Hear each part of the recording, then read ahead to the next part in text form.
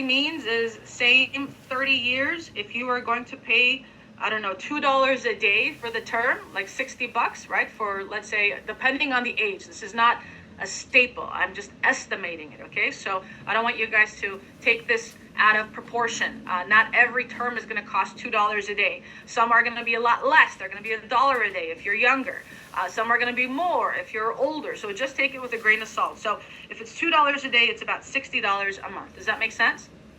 When you do ROP, it stands for return of premium. In other words, in a traditional term, when the 30 years ends, when the period of time finishes, your insurance doesn't expire. The premium that is fixed expires. It may go from $60 to $600. It becomes ridiculous. It's very, very expensive. So you want to do the protection through term, because if you have a mortgage for $1 million, if you've got debt for your business that's like $300,000, $400,000, $500,000, you're not going to have that responsibility for the rest of your life. You're not going to have that responsibility in retirement, hopefully at least, right? So you protect it through something called term insurance. It's inexpensive. It is absolutely doable. It gives you peace of mind. So sometimes people will tell you, well, I don't want to pay for something and then not get anything back. I don't want to waste my money. Sometimes they see it as a waste. So we give them what's called ROP, return of premium. Return of premium basically says you're not going to pay $60. You probably will pay double that. Maybe you'll pay $120. But after the 30 years, all the money you paid the insurance company, so long as you're alive, they're going to give you your money back. They return your premium. No interest. They just give your money back. Does that make sense? So again, it's going to cost more than the traditional term, but you're going to get your money back. No interest. Well, what happens if the person passes away within the 30 years? The insurance policy, the face amount is paid. Make sense? But if nothing happens, then you get your $120 times 30 years back, which is pretty cool, right? The other term, the last type of term we have, is called living benefits term. And the difference between the premium of living benefits, the difference between the premium for living benefits, when you're comparing it to the traditional term and the ROP, is somewhere in between. So living benefits will cost you something like maybe, I don't know, $90. So it's more than the traditional term because it's got more benefits, but it's less than the ROP because, you know, it doesn't renew, it doesn't give your money back. It just provides access to your insurance dollars on a negotiated basis in case something happens to your health. So depending on how sick you are, how old you are when you're sick, how much that impacts the longevity of your life, the insurance company is going to come up with a settlement amount. So if you have $500,000, you're not going to get the full 90%. I just want you to know that. It's up to 90%. So you may get 60% of that. You may get 50% of that. You may get 20% of that. And if you take that offer, then what you're doing is you're losing out on the rest of the balance. So you got to know that. It's a negotiated amount, but you're always going to get more than what you paid in premium. So it's never a bad deal. It's always a good deal. You just have to understand how the product works. So that's how you protect your responsibilities. Let's talk about today. Let's talk about this journey right here. Okay? How do you protect the journey? How do you protect the cash flow? How do you protect the opportunity to make sure that there's no interruption in the cash flow, right?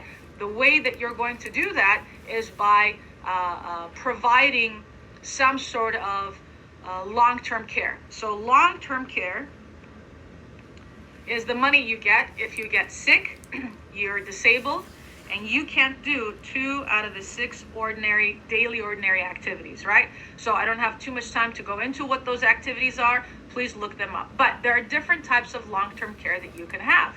There's asset-based long-term care, which is basically you putting some money aside, kind of like the One America product, right? Or you have a Nationwide, and I think Pac Life, if I'm not mistaken, also have a type of product, long-term care, where you put in $50,000 or you pay a monthly premium, and it provides for some sort of a death benefit, but also a larger long-term care bucket that you can take advantage of. The most common one I use, if they qualify, is Index Universal Life, IUL. And we add a rider, and a rider is an additional benefit for an additional cost called long-term care. And what this does is, let's say if you have $1 million or $500,000 of life insurance policy and you have long-term care on it, if you qualify and you can't do the 2 out of the 6 activities, you're going to get anywhere from 2 to 4%. You can choose. I always choose, honestly, I always choose 2% for my clients, and I don't even tell them about the 4%, because the more money they have access to, the faster they run out of money, right? So I just let them know it's 2%, and 2% of $500,000 gives you $10,000 a month for 4 years and some months to be able to take care of your income and maybe find a way to minimize your responsibilities, right? So that way you don't run out of money. But with an extra $10,000, tax-free, by the way, help you and go a long distance, go a long way? And the answer is absolutely yes, right? It's absolutely yes. How do you find how much coverage do you need? Where do you get the $500,000 from? I always do a dime method. When I do a dime method, I always get the debt, income, mortgage, and education. So debt is credit card debt. We know that, right? Student loan debt. Income, if their income is, let's say, 100,000, then we 10x this. So that means the amount of insurance they're going to need is about $1 million. Let me just put it this way so you guys can see, right? 1 million. Let's say they have no debt. Let's say they have a mortgage of 350,000, right? And for education, they have 2 kids. They want to make sure that each kid has access to $100,000. So when I look at dime, I always let my client know, listen, debt, mortgage, and education. These 3 sections, these are temporary. You're not going to need them for the rest of your life, right? So the $500,000, $550,000 of temporary coverage can be taken care of by this solution.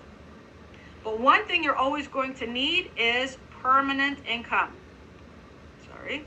Permanent income. And your permanent income needs to be protected with this product. So that way, 1, you've got insurance dollars, God forbid, in case you pass away. 2, you have access to these insurance dollars on a tax-free basis in case you get sick or you get disabled or you can't do the 2 out of the 6 activities, for you to have the money that you need to still keep investing, keep growing, to make sure that you still have the money you need to keep your finances in order. Is that important? Yes. So there it is. We talked about these products here. We talked about this product here. And last but not least, what do you do for this protection here? Protecting your income. Investment, I'm sorry. It's important for you to be able to understand what are some of the tax strategies, right? Protecting income. Protecting income is 2 ways: taxes and lifetime income. One of the biggest fears for most people in retirement is running out of money. That fear is very, very real, because as they see Social Security checks shrinking, they also see inflation shrinking their wallet. So just because they had $5,000 and that amount was good 10 years ago doesn't mean that fixed income is good today.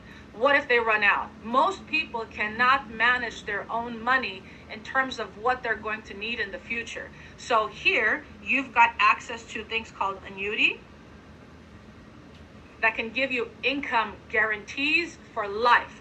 It can give you growth still while you're in retirement. So it's important that you get to know these products so that way you can help your client, whether it's a nest egg they've already created you need to protect, or it's a nest egg that they're still investing in to be able to build it to a point where they can have access to money. Now, again, just like insurance, you need to know how much. Investment, retirement, you need to know how much. the best way you figure that out is just like we talked about. You have $100,000 of income, 10 times that money, right? So 10x. So your income is protected 10x, but your investment needs to grow 20x.